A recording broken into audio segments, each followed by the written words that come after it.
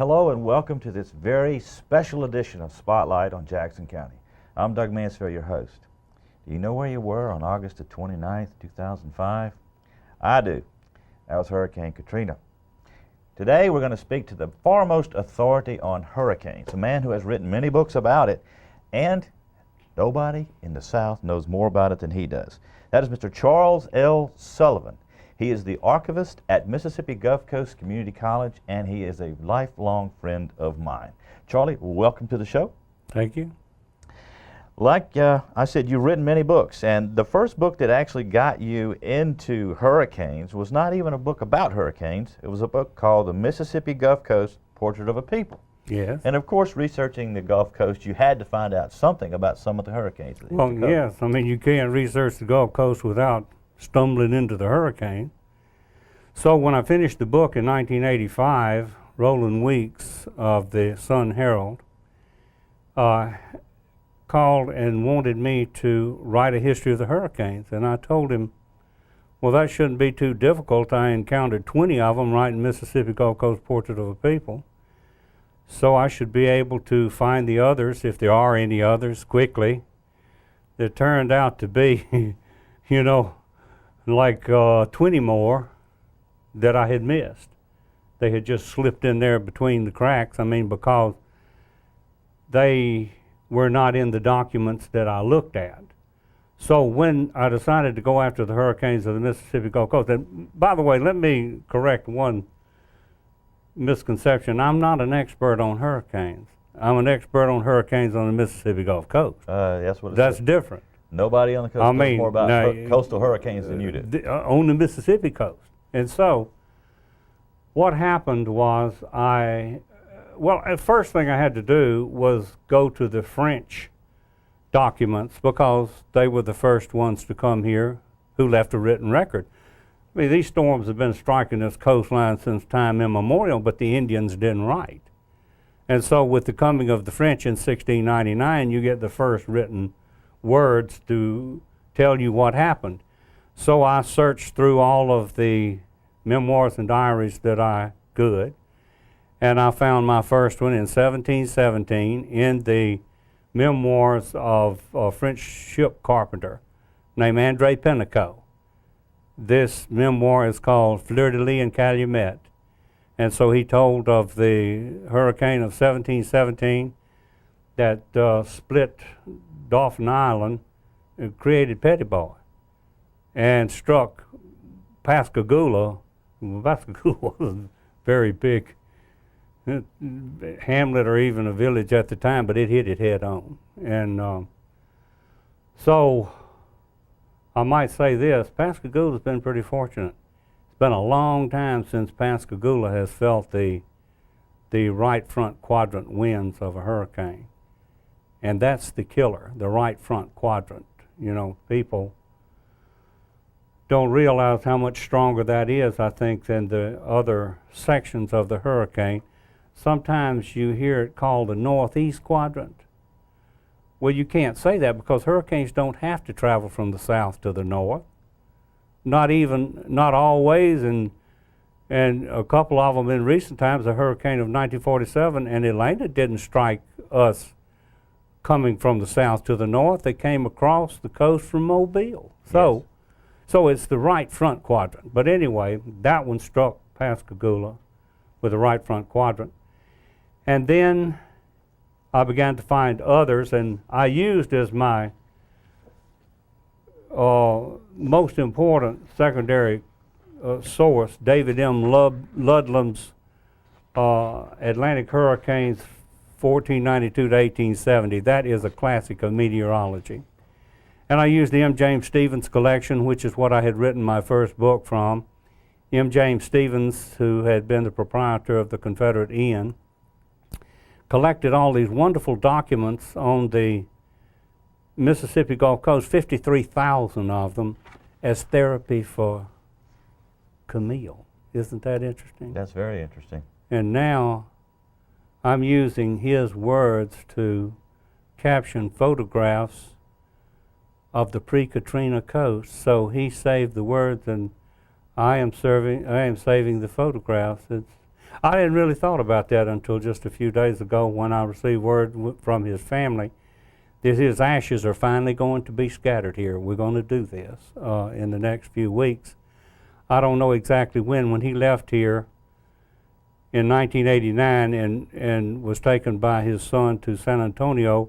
We were told then that he wanted his ashes scattered along the Mississippi Gulf Coast. You know, he was born in New Jersey, but he came down here and became the most important native, I would call him. I think he earned native status because he saved our history. And he enabled me to write that first book, The Mississippi Gulf Coast Portrait of a People. I wrote his book. That's what I did. And when they took him away from here in 1989, they said that the ashes would be scattered when, you know, he died. But then they didn't do it. So we've been waiting 20 years, and by an absolute accident, we found out that the son who took him to San Antonio didn't know that. The other son had told us that, and for some reason they didn't get together. But now we're going to right that wrong. But I went through the Stevens collection, found all the hurricanes that I could, used David Ludlam's book, and then when I could get to the point where the Sun Herald came into being, then I climbed the trellis formed by the Sun Herald documents after that. From 1893 on, I could use the Sun Herald, and that is what I did, and that is how it was written. And so I wound up with, till today, till right now, counting Katrina, we have been hit with hurricane winds 30 times since, and including 1717, and menaced 10 others. So there are 40 in there, but they're asterisks by the ones that did not strike us with hurricane force. If the storm struck with hurricane force anywhere between the Alabama line and the Louisiana line, the Mississippi Gulf Coast littoral there, then I put it in that book. And I'm willing to believe I may have missed one back around 1795. Somebody wrote me after the book came out and told me that I did. I don't doubt it, but I can't find any evidence of it. That doesn't mean that it did not happen. But we have been hit 30 times. There were in those years, nearly 300 years, periods where we did not get hit for over 30 years. From 1860 to 1893, we didn't take a hit. From 1916 to 1947, we didn't take a hit. But we got hit 3 times in 1860, in August, September, and October. Bam, bam, bam. We were so busy getting hit with hurricanes that we didn't see the coming of the Civil War here. That's it. I mean, as the storm clouds were gathering of the secession movement of the South, we were battling hurricanes. When we finally came up from the end of the third hurricane, the one in October of 1860, then it was off to war. And then we didn't have another one until 1893. You know what would have been absolutely catastrophic would if one had hit here when 18,000 Yankee soldiers were on Ship Island. It would have killed every one of them, and they were out there. That I thought about that. That would have been the most disastrous event in American history. And a hurricane gave us the most disastrous event in American history. The 1900 Galveston hurricane killed 6,000 to 12,000 people. They don't know. So many were killed that there was no way to count them all. There was no way to forecast these things back then. Oh yeah, they forecasted the Galveston hurricane. They certainly did. Not the warning that we now have from the Weather Channel and the satellites and all these other things. No, we didn't have that. But there was a Cuban meteorological outfit that forecast the coming of the Galveston storm and told us it was coming. The American Weather Bureau did not believe it. Okay, but then that's another story. But yeah, we had it. We were told it was coming. So, but no, we didn't have what we have now until very recent times. Now, The weather forecaster in Galveston, Isaac Klein, lost his wife in the storm, but he saved his 3 little girls, and after the Galveston hurricane, he moved to New Orleans and became our first Nash Roberts. Oh, how interesting. He did. He became our first weather forecaster, and in 1901, we got our first warning from him. And there were a number of hurricanes while he was in New Orleans. He missed one of them because it was on July the 5th, and he took July the 4th off. But hurricanes don't take Independence Day off, and it struck without warning. But other than that, he got the others. The 1947 hurricane is probably the first hurricane I can remember being talked about by my grandparents, and they talked about how devastating it was. And I can remember loaning you an old newspaper that my grandmother had. It had a lot of pictures of Biloxi and Gulfport in that area, and very few of Pascagoula. And those pictures looked pretty devastating, the 1947 hurricane.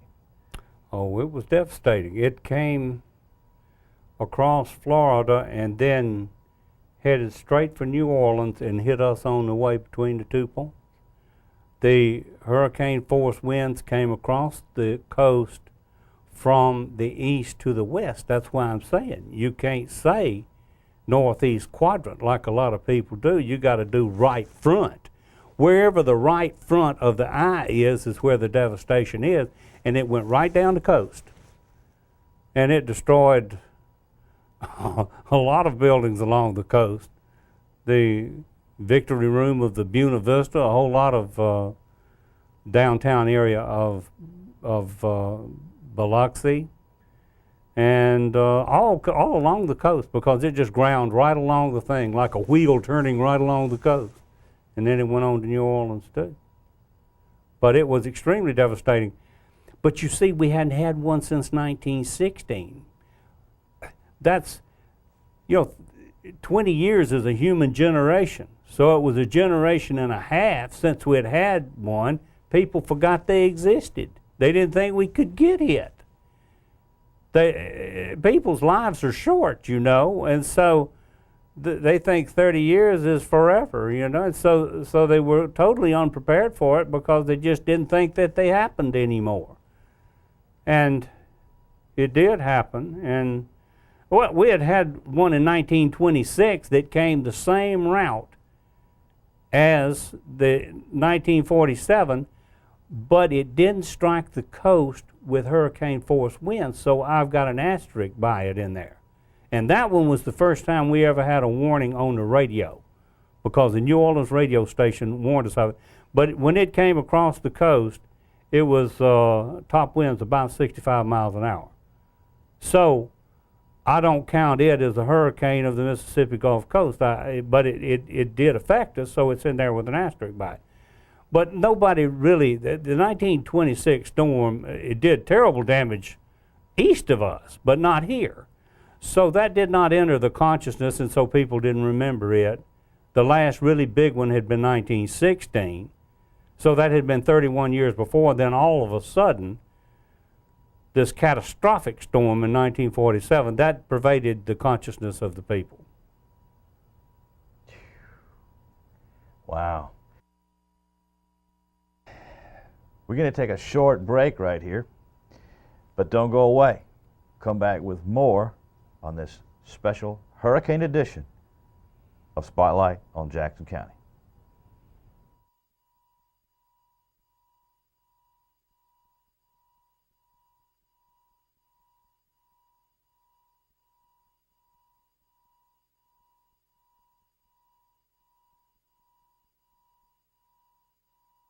Welcome back to this special edition of Spotlight on Jackson County, commemorating hurricanes. We are talking with Mr. Charles L. Sullivan, the foremost authorities on hurricanes that have struck the Mississippi coast. Welcome back, Mr. Sullivan. And we were talking about the 47 hurricane. Right. And one interesting aspect of that is George Orr's son, Geo, and a family of, I think they were called Richardsons, their last name, actually were on Horn Island and they were salvaging the old military base that was there during World War II. And they survived the 47 hurricane in a World War II amphibious duck. Right. Yeah, well, see, Ojo and Geo, and see, George Orr named his sons, all of their names ended in O. Geo is not short for George, that's his name, is Geo, and his brother Ojo. They were both involved in salvaging the military base that had been on Horn Island. I think it had been, now that's your specialty. Is that bacteriological warfare they were doing out there? It was actually a chemical warfare research station, yes. Well, I couldn't understand why they had canaries in the barracks out there. And the canaries were there. The canary will sense any kind of chemical weapon and will actually die. So if you see the canaries in the cage dying, that's your cue to get out of there. Right. Well, the Richardsons was, well, Iola's sister. It would have been Geo's brother-in-law, sister and brother-in-law. They were out there with them, helping them salvage this. And they had a duck, you know, this amphibious craft from World War II. And they heard on the radio that something was coming, a hurricane was coming, and they did pull maintenance on it, and they rigged the covering over the top of it so that it would be there in case they needed it. And they were in the barracks there, and Iola, Geo's wife, had, and I talked to her personally before she died about this, and got the pictures that are in the book from her. She had $6,000 in government bonds, her diamond ring, and her wedding ring on the table there in a little box. They had Pee-wee with them. The monkey. Pee-wee was a monkey that was the longest-lived monkey in captivity in history. By the time he died in 1961, I think he was like, what, 31 or something like that? Well, they had the canaries and they had the monkey, and so you have the Orrs and the Richardsons there. And that night, the water came up into the barracks, and they decided it was time to go. Iola forgot the money and the rings, and she never saw those again. And they left the canaries and Pee-wee and went and got in the duck and floated about and banged into the barracks all night and survived. And the next morning, they went back in the barracks. All of the canaries were dead, but Pee-wee was still fighting and struggling on top of the water in the barracks. They had him tied to a nail on the windowsill, and he straightened the nail out. But he couldn't slip the chain off, so he's up there paddling on top of the water, and they got him and saved him. And so I remember they said all they could find to eat was a seawater logged box of Aunt Jemima cornmeal. And they managed to start a fire and make one seawater-soaked, gritty patty of cornmeal, and they all shared that. And so they were there finally when Ojo came back out there and got them. But it was really quite a night for the Orrs and the Richardsons on Horn Island. So the next hurricane that had any effect on the coast after the 47 hurricane would be 1965. Betsy. Hurricane Betsy. We didn't get a direct hit from Betsy, did we? No, but New Orleans did. And, well, now, I tell you what, I was 4 and a half the night that the 47 hurricane struck. And my parents and I, we were living in Bay St. Louis. I remember the scream of the winds, and I remember my dad took me down on Front Street in Bay St. Louis, Beach Boulevard, and all of those shops that are stilted over the bay, they always fall down in every storm. In the antebellum times now, too, they always do, naturally. And I remember standing there at 4 and a half and looking down in all that rubble, and I saw a hand crawling around down there. Well, it was a crab, but I don't think I'd ever seen one. But, you know, I never forgot the hand crawling. I told my dad it was a hand. He said it's a crab. Okay, so I found out what a crab was. Well, that's all the memories of the 47 hurricane that I have, but I remember Betsy really well because I was living in New Orleans at the time, and I never had been in a hurricane. Now, this is really stupid, and I'm saying don't do this. You know, I was like, what, 22? Wanted to be in a hurricane. I'm ashamed to admit this, but I stayed in New Orleans. I could have gone to Jackson the day before. I stayed to be in it, okay? And it tore New Orleans up. It really did. And then I came out the next day and went on to Jackson. That was a drive to remember. I won't share that one with you because it doesn't have anything to do with the Mississippi Gulf Coast. But don't stay anywhere to be in a hurricane. It is not recommended for light entertainment. Don't be stupid, okay? So, anyway, the hurricane Betsy did strike the Mississippi Gulf Coast, and it hit it on an east-west axis like 47 did. Killed a lot of cattle on Cat Island. That happens a lot too, you know, because they're out there and it's, you know, not a very high island, and so they kills them and they float ashore. It killed a lot of animals and piled them up on the beach. They had to be buried by caterpillar tractors, and there were swarms of snakes involved with Betsy. I don't know why. I don't think anybody does. They're always an element.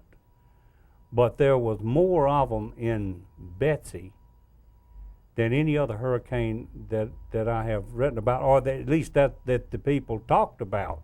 More of them there than in any other. Lots of moccasins everywhere.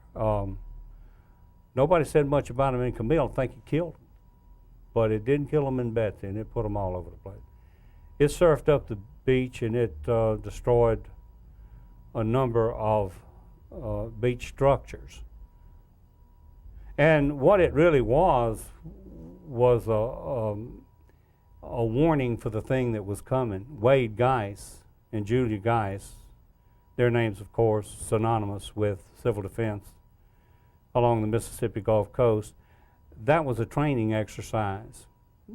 Wade Geis was the civil defense director of Harrison County, and Julia, his wife, was civil defense director of Biloxi. Actually, she got him into it, you know, because she became the civil defense director of Biloxi, and he went with her to set up the audio visuals for her speeches, and he got hooked on it, and so he became the Harrison County one. So together, they used Betsy as a training exercise, and Wade Geis told me if he hadn't had Betsy as a training for Camille, that it would have been far more disastrous as far as lives lost than it was. So that's what the importance of Betsy is. It got him ready for Camille, got them ready for Camille. But Camille. Oh, Camille. 1969. Yes. The benchmark that all other hurricanes were judged from. Until recently. Until just recently. Because I was in Camille, and I know what a horror that thing was. But I made a statement that I stand by. Now it looks like a third-grade fist fight compared to Katrina. Not that Katrina and Camille, they were equal hails, and how do you grade hail? But with Camille, I was in it and got a closer look at it than I did Katrina, really. But I didn't have to live in the aftermath of Camille. I was already packed and ready to go to Ole Miss to work on my PhD when that Camille struck. So I was in it in the National Guard the night it struck, and then a few days of cleanup, and then I went to Ole Miss, and I didn't have to live in it anymore. I have lived every day in Katrina since it happened. But back to, that's the difference to me. I'm not denigrating Camille because no one should. But when I compare the two in my life, then Camille did not affect me like it did, like Katrina did. So that's why I wanted to make that clear. Because anybody who was in the mouth of that monster, you know, they don't want anybody saying that there was anything small about it, because there wasn't. But that was a classically formed hurricane. It came from the south, headed due north. You can say right front quadrant or northeast quadrant together on that one, because that's the way it was. Let's go back to, you were actually in the hurricane. Oh, yeah. And it is covered in your book. And you were stationed at the Harrison County barn in D'Iberville. Right. Well, they put us in various places all up and down the coast, and they had these wonderful machines called larks, which were very much like that duck that the oars had, yes. but it was a newer version of it, and it was a wonderful machine. A lot of people owe their lives to it, me and a lot of other people, you know, but they put us in the D'Iberville barn, and the lark was right in the middle of the room. There were, I think, 2 garbage trucks in the middle of the room, these long tubular ones that opened on the side, and they had other machines in there, and both of the doors were open at either end of the big barn. I think it was like 14 feet from the concrete up to the top of the door. It was high. And those were open.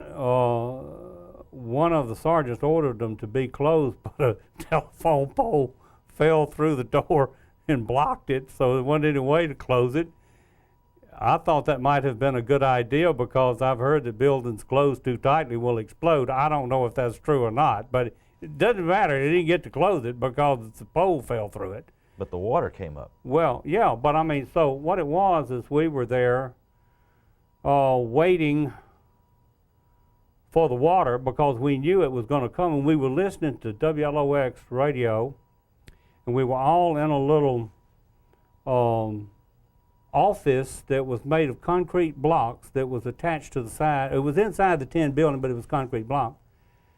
And we were all lying in there. The lights went out. We had a Coleman lantern. I remember lying against the wall and those concrete blocks moving up and down my spine, you know, where the ridges are. I thought, I remember saying about 9 o'clock, it's not going to get much worse than this. This is Betsy. I remembered Betsy. I said, it's going to stop now. And then it doubled, just like that.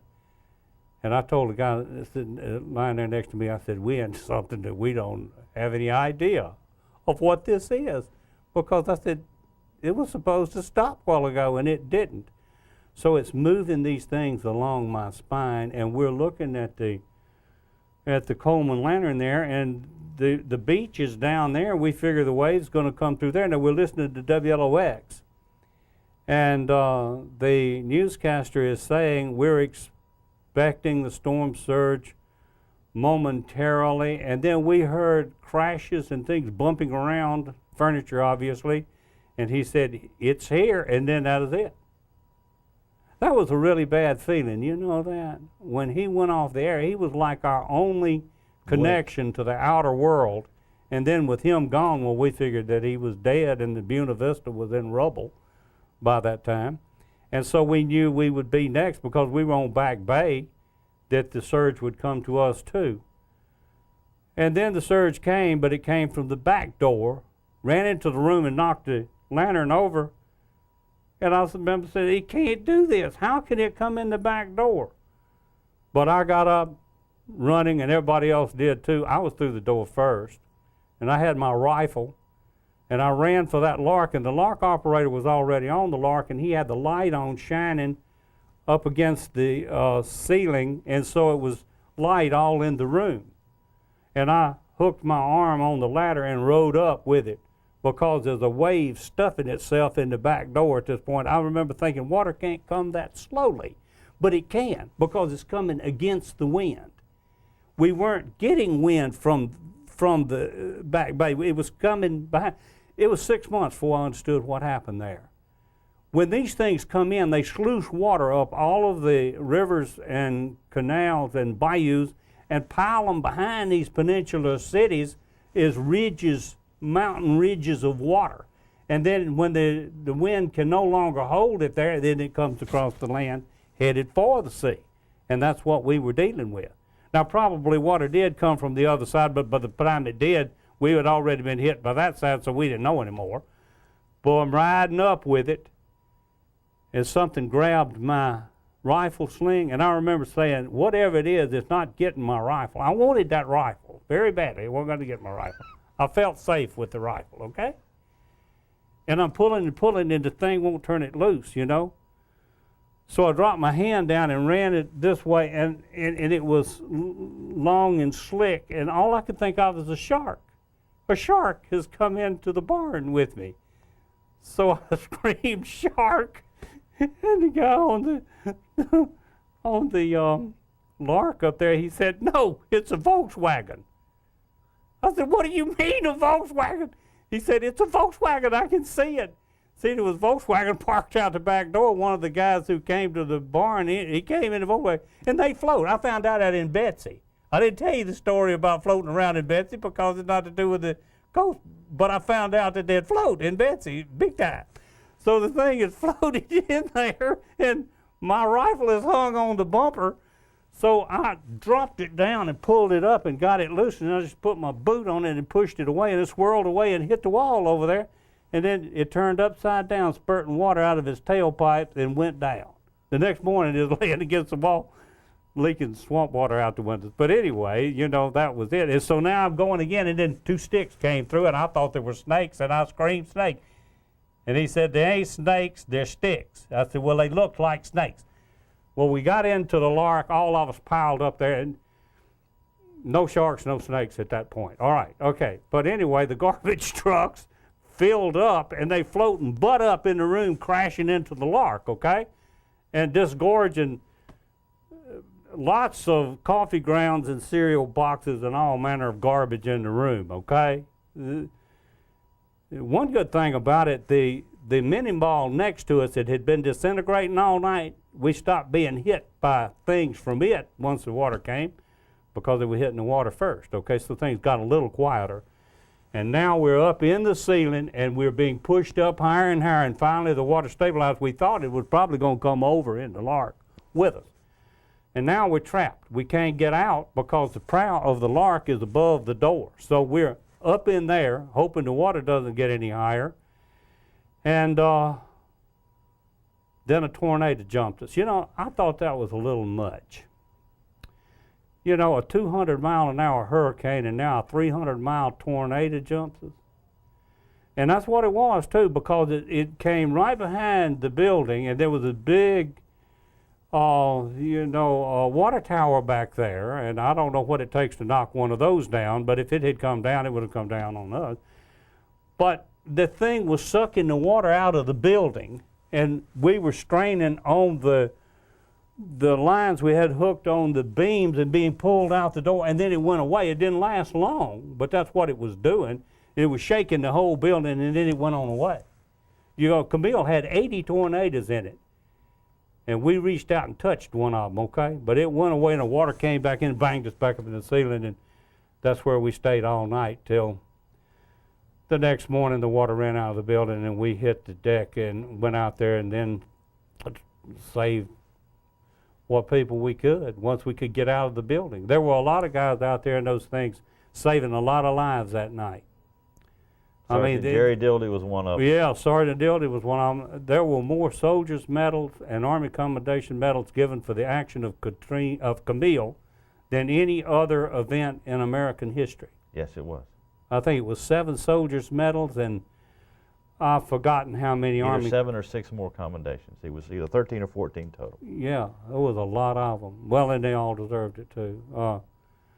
So we went out and did what we could to save the people that we could, and then when it ended, we went on guard duty, guarding devastated areas and cleaning up where we had the power to do it with chainsaws and that. And then I was released, and I went to Ole Miss and didn't have any more to do with it. With that, we're going to take a short break. We're going to take a short break. I know you want to come back for more of this. Don't go away.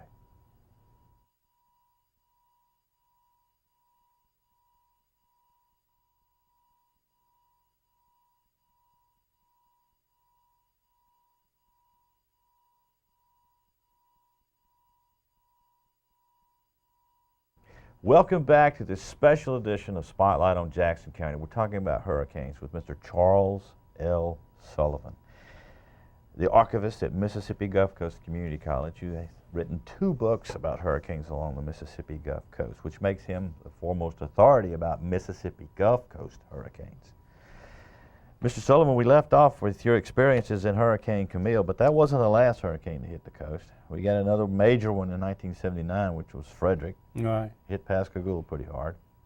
We got another one in 1985, with some in between, of course, tropical storm. Hurricane Elena, 1985.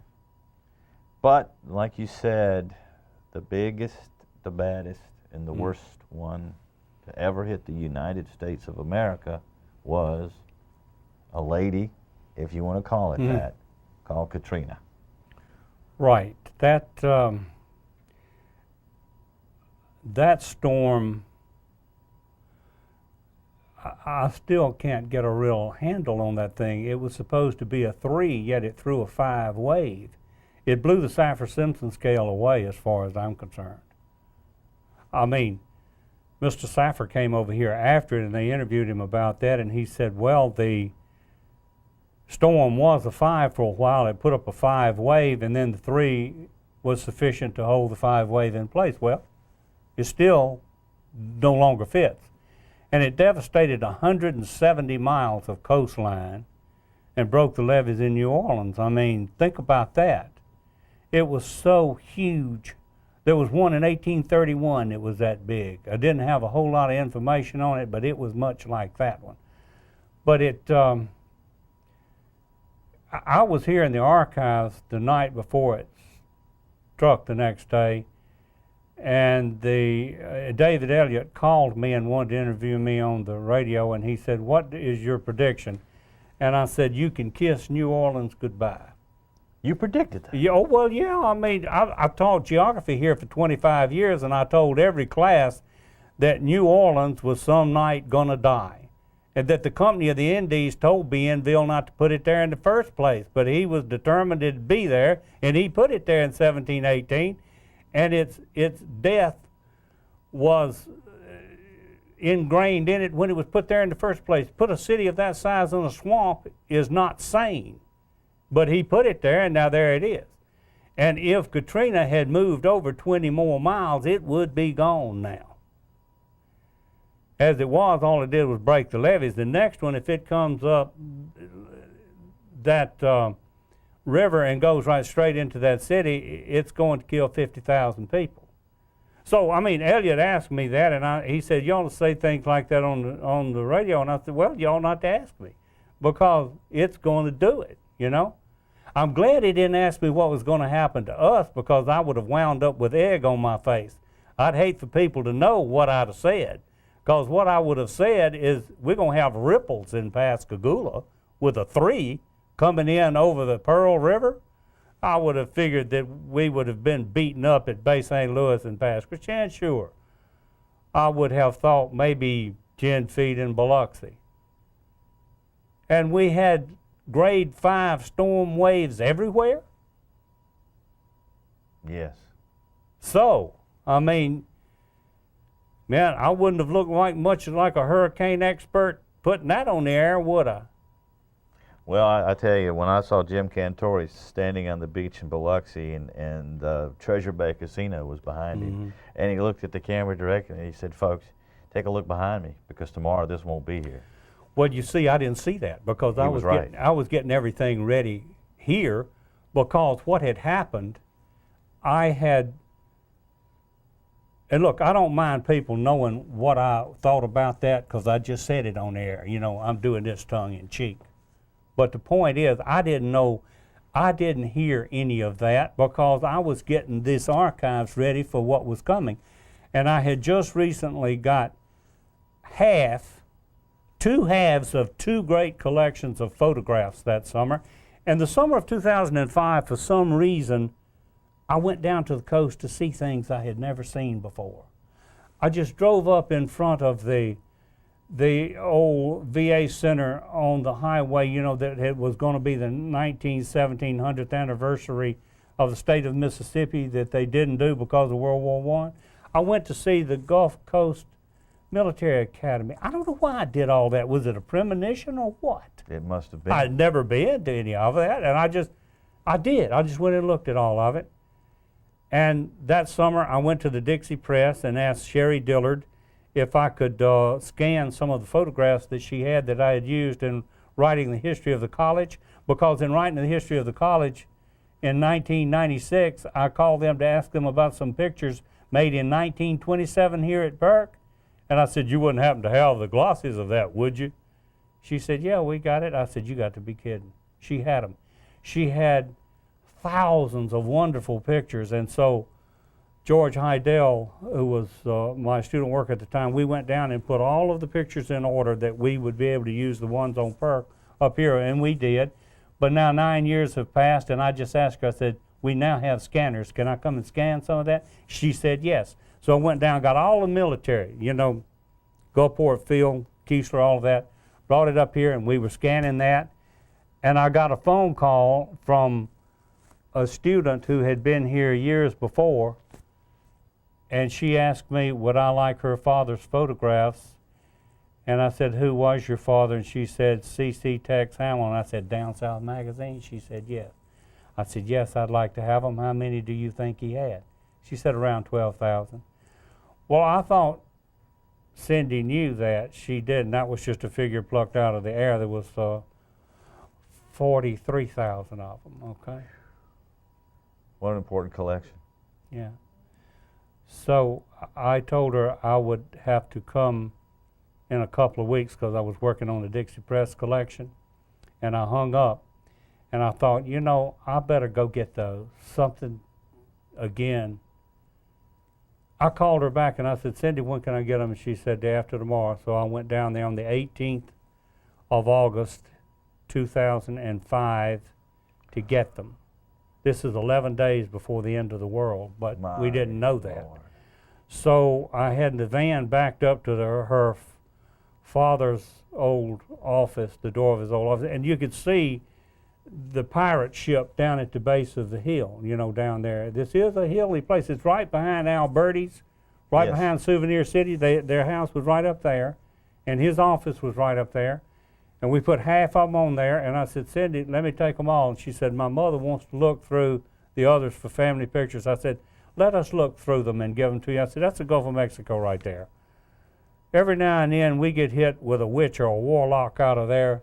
And she said, well, yeah, but Camille the waters of Camille didn't reach here, so nothing can. And I said, well, that's true, Cindy, but still, let me go and take them. And she said, no, we want to look at those. So I took half of them and came up here. So I had half the Dixie Press up here and half of the Down South Magazine collection up here. The other half of both of them was down there. One of them in Gulfport and one of them in Biloxi. And so I'm here in the archives holding on to my two halves when a 120-mile-an-hour wind struck those windows right there. And Dunaway Glass had just put those new windows in there. I have tried to get time to write them a thank you note, and I keep forgetting to do it. I've been so busy with Katrina for 4 years. If they had not come and put those in there 2 weeks before that, it would have blown those old 1960 windows out, and this room we're sitting in wouldn't have even been here, and I probably wouldn't have either. So I've got two halves of the collection. The other two halves are down there. When the winds died, I went over to my house. My house survived it. A tree hit one corner of the carport, but there were 70 trees down on the place, and I'm still cleaning that now, 4 years later. But 12 days after it, I went down to Beauvoir to see if it was still there, and it was. And I helped them dig up a couple of weapons, and we laid them down on a brick wall. And I went back 2 weeks later, and they were still laying there. And I said, you got to be kidding. Y'all haven't cleaned these? They said, we haven't got anybody to clean these. I was the only Sons of Confederate Veterans member left that had a roof on his house and no water in it. So I became the armorer of Beauvoir by default. And I cleaned them for 310 hours across 4 months, always looking down there at the pirate ship driven up on the shore, and could not get the guts to call Cindy Hamill because I knew that all that was destroyed. You know, I didn't want to ask her, was all the rest of the collection scattered across that hilltop? I knew it was. Had to be. I couldn't get up the nerve to call Sherry Dillard because I figured that that had all been destroyed too. So after I finished with the last weapons at Beauvoir, I called Cindy and I said, I know it's all splattered over that hillside, right? She said, no, it's right where we left it. You know, this is, Elizabeth, this is the big one moment. You know, Yes. You telling me it's still there? I said, how about we do now what we should have done? She said, okay, so I went and got the rest of it, okay? Emboldened by that success, I called Sherry Dillard and I said, it's all destroyed, right? She said, nope, I've taken it all to my house. She said, I don't have anywhere to keep it. You want it? And I said, yep. So you went and got it. So I went and got it. And I brought them all up here, and now what I have done for 4 years is caption those pictures from the data that I got in the Stevens collections and other places. And this was written because of the picture collection, because the government money ran out. I mean, I do get a little salary for being the archivist of Mississippi Gulf Coast Community College, but it does not include doing these pictures. That's my hobby. So because the government money ran out, then I decided that I would write this to try to get some money up in order that the women who helped me would come back and work. I mean, they want to be paid. I mean, what is this, creeping capitalism? What's going on here? They want to be paid. So I wrote this. Every dime of this goes into the fund to pay them to help me caption these pictures. So in essence, this is an updated version, Hurricanes of the Mississippi Gulf Coast. 3 centuries of destruction. It's an updated version of the book, and it's available by? Only one place, the Alumni House of the Mississippi Gulf Coast Community College Perkinston campus, which is www.mgccc.edu.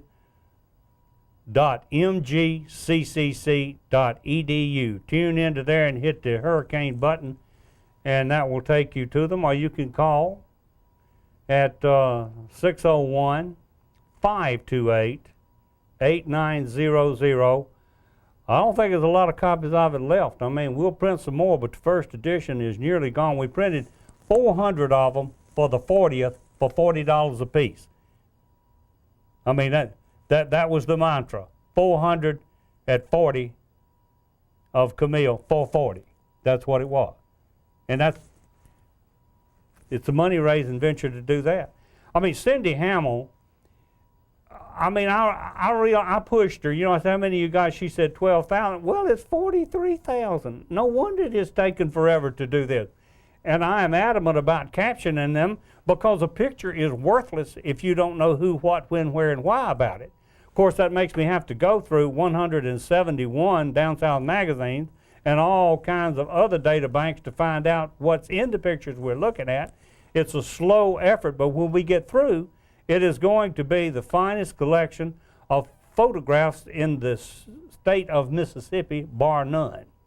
And you'll be able to pick up any one picture and know what's going on in that picture. That is my intention.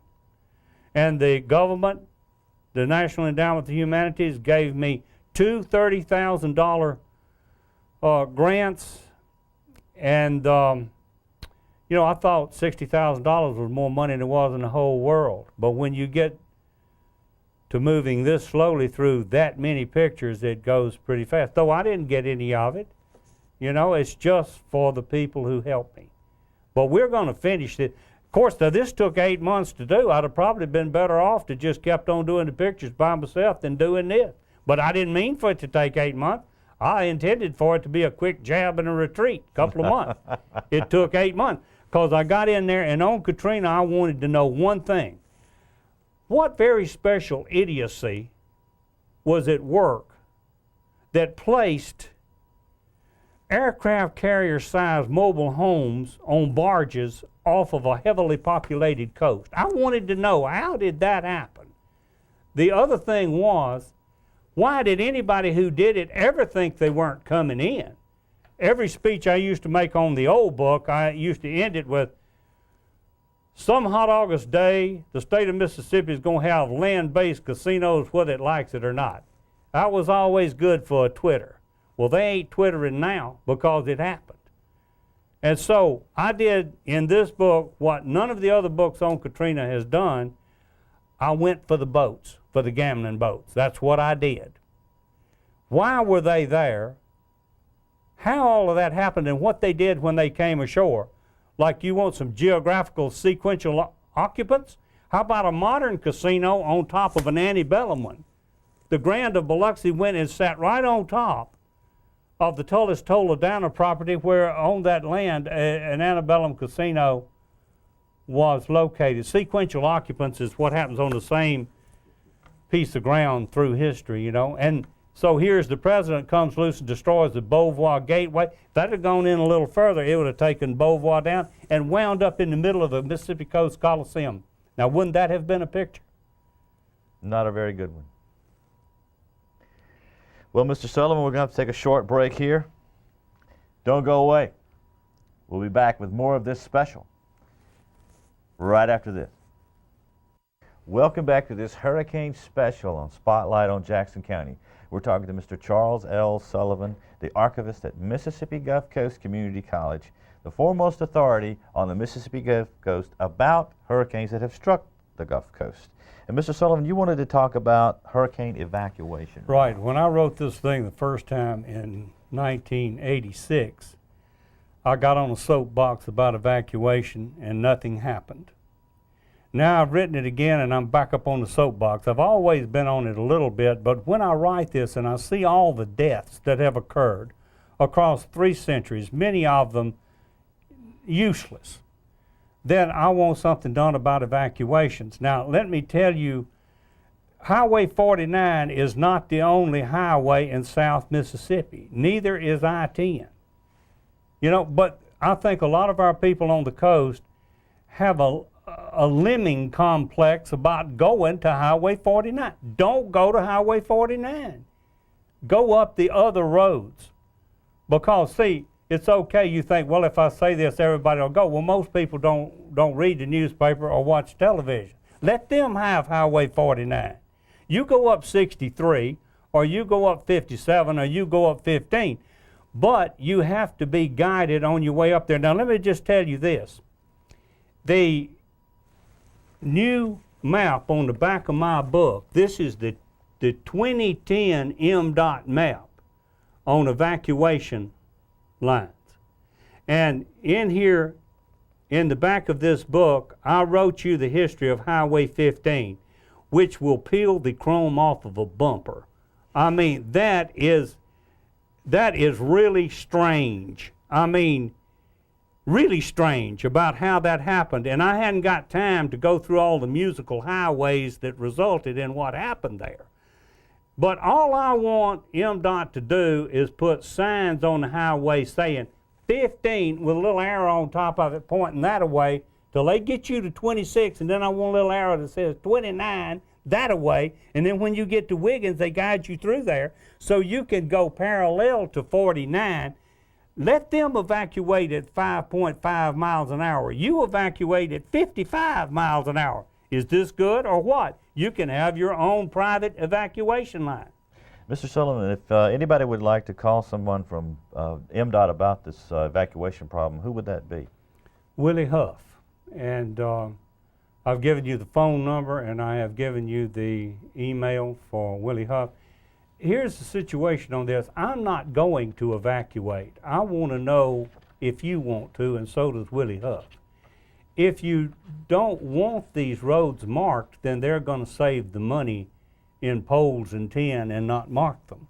If this is of interest to you, then you should email him or write to him and say, I would like for you to mark the evacuation routes out of here. I mean, the people that live up in the Piney Woods know how to get out of here, but a lot of people who have come to the coast in recent years certainly do not know how to do this, and I think it should be marked. Thank you, Mr. Sullivan. Again, now, if anybody would like to get a copy of this book, they can go to the Mississippi Gulf Coast Community College website, which is www.mgccc.edu. And there's a special hit button. On the little button with a hurricane. And they can order off the web? Right. They can get that one. They can get the Down South with the Dixie Press, which is about the 2 collections, and they can get the history of the college. I mean, they're all three there, all 3 that I've written. You don't want to miss the opportunity to get this book. It is something that you can't put down once you start reading it. We would like to thank Mr. Sullivan for being here today. Thank you very much, Mr. Sullivan. And we'd like to thank you for watching this special edition of Spotlight on Jackson County, talking about hurricanes that have impacted the coast.